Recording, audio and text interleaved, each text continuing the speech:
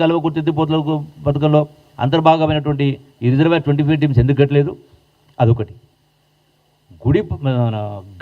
గట్టు ఎత్తిపోతల పథకం మీరు 10 సంవత్సరాలు ఉండి 8 లక్షల కోట్లు అప్పు చేసి మేము అడిగినాం. జూరాల అనేది మొదటిది.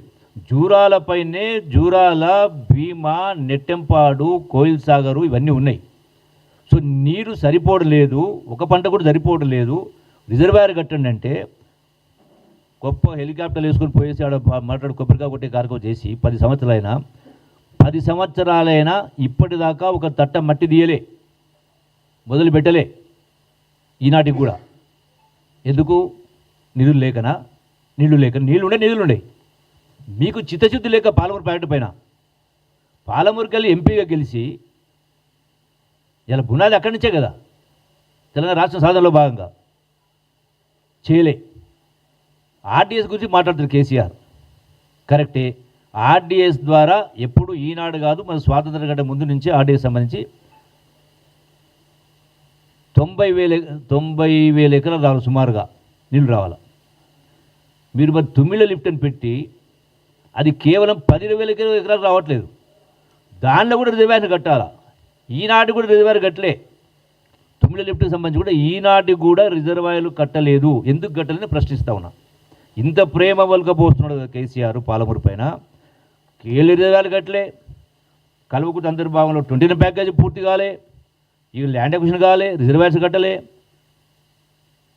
గుడిపల్లి కాదు, గట్టు రిజర్వాయర్ కట్టలేదు, లిఫ్ట్ పెట్టలే. మరి తుమ్మిళ్ళ లిఫ్ట్కి సంబంధించి కూడా ఇప్పటిదాకా కూడా రిజర్వాయర్ కట్టే కార్యక్రమం చేయలే.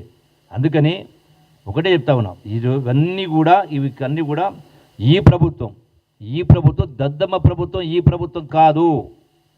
తెలంగాణ రాష్ట్రం కోసం వందలాది మంది బిడ్డలు ప్రాణత్యాగాలు చేసిన తర్వాత దద్దమ్మ పరిపాలన చేసి, బాధ్యతారహిత పరిపాలన చేసి, రాష్ట్రాన్ని అప్పుల కుప్పగా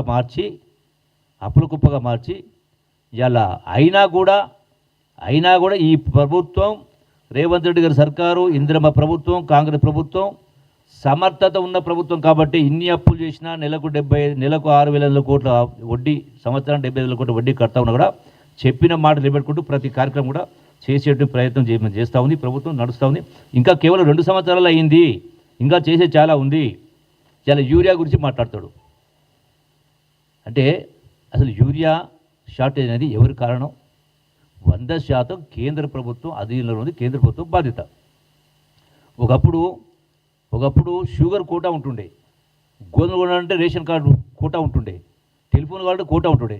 అంటే సఫిషియంట్ సప్లై లేనప్పుడు, డిమాండ్ సప్లై అనేది అబ్నార్మల్ గ్యాప్ ఉన్నప్పుడు అటువంటి పరిస్థితి ఏర్పడ్డది.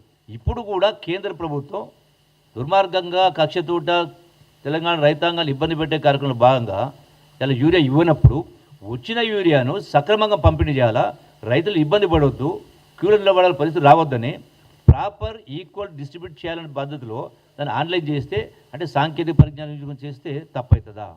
ఎట్లా ఏ లెక్క ప్రకారం? అందుకనే మరి ఇన్ని లక్షల కోట్లు అప్పు చేసి కూడా ఎందుకు రామగుండం ఫర్టిలైజర్ కార్పొరేషన్ ఎందుకు తిరిపేలే? కేంద్ర పోతే మీరే అప్పు చేయొచ్చు కదా, ఇన్ని లక్షల కోట్లు అప్పు చేసింది కదా. సో డెఫినెట్గా కేసీఆర్ నిన్న మాట్లాడిన మాటలు ఏవైతున్నాయో కేవలం దీన్ని ఒక ఆయుధంగా పావుగా వాడుకునే ప్రయత్నంలో భాగమే తప్ప ఇవి వాస్తవాలు కాదు. నిర్ద్వందంగా ఆయన మాట్లాడిన మొత్తం మాటలు కూడా మోసపూరిత మాటలు తప్ప, ప్రజల్ని మభ్యపెట్టే మాటలే తప్ప. వాళ్ళు మొన్న జరిగినటువంటి జూబ్లీస్ ఉప ఎన్నిక తర్వాత, మొన్న జరిగినటువంటి సర్పంచ్ ఎన్నికల్లో బీఆర్బీఎఫ్ కలిసి పోటీ చేసిన తర్వాత కూడా వాళ్ళ ప్రతిష్ట దిగజారింది కాబట్టి, వాళ్ళ పార్టీని కాపాడుకోలేకపోతుంది కాబట్టి ఇప్పుడు కూడా బిడ్డ కనీసం ఈ మాత్రమైనా ఏదో మళ్ళీ రేపు వచ్చేటువంటి స్థానిక సంస్థ ఎన్నికల్లో కొంత లబ్ధి పొందాలనే దానిలో కుట్రలో వ్యూహంలో భాగంగా తప్ప ఆయన మాట్లాడే మొత్తం కూడా అవాస్తవాలు. Thank you.